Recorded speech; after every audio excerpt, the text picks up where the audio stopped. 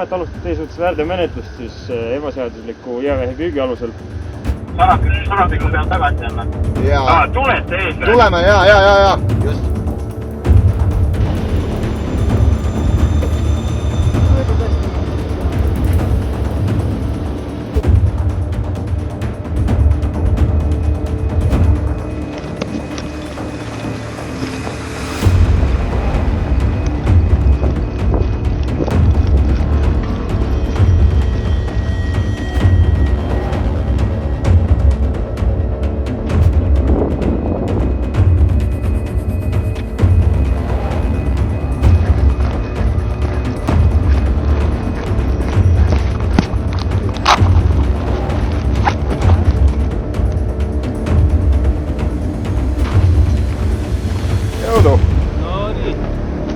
Tervist! Keskkonnainspektsioon.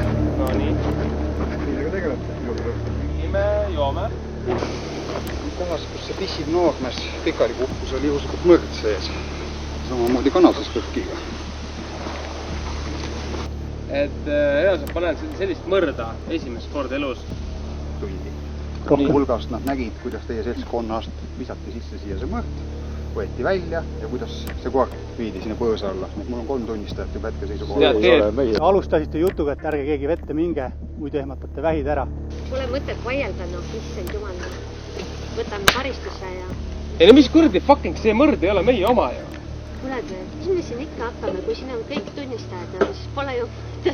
Ei no, kas see mõrd on meie oma või? Jaa.